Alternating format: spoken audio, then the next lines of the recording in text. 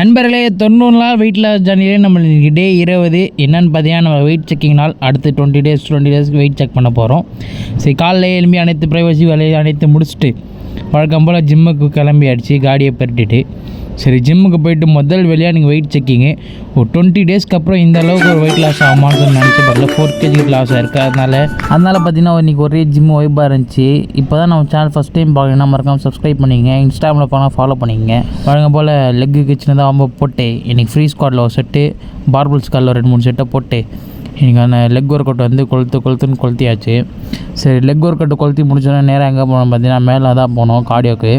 இன்றைக்கி fast right கார்டியோவில் பார்த்தீங்கன்னா கிட்டத்தட்ட 1 கிலோமீட்டராக நடந்தோம். 65 கேலரிஸ் மட்டும் தான் பானம் பண்ணிட்டு வழக்கம் போல் கீழே இறங்கி வீட்டுக்கு கிளம்பியாச்சு. வழக்கம் போல் மார்னிங் மீலுக்கு பார்த்தீங்கன்னா 3 எக் ஒயிட்டு, கேரட்டு, தோசை சாப்பிட்டாச்சு. ஒரு 11 மணி வாக்கில் பப்பாயாவும் மாதுளையும் சாப்பிட்டுட்டு மத்தியானம் மீலுக்கு ஒரு 200 கிராம்ஸ் ரைஸு, அது இல்லாமல் நம்ம செஞ்சு வச்ச சோம்பேறி சிக்கன் எக்குலாம் போட்டு ஒரு 300 கிராம்ஸ் வர மாதிரி மத்தியானம் மீல் எடுத்தாச்சு. இன்றைக்கி வழக்கம் போல் கல்யாணத்துக்கு எங்கே போகிறோன்னு பார்த்தீங்கன்னா பல ஆண்களின் கனவான இந்த நியூ காலேஜ் அப்படின்னு சொல்லிட்டு இந்த கல்யாண மண்டபம், இங்கே இருக்கிற கல்யாண மண்டபத்துக்கு தான் போனோம்.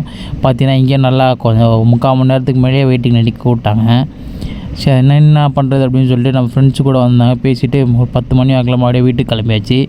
வள்ளிமையோட இருங்க நண்பர்களே.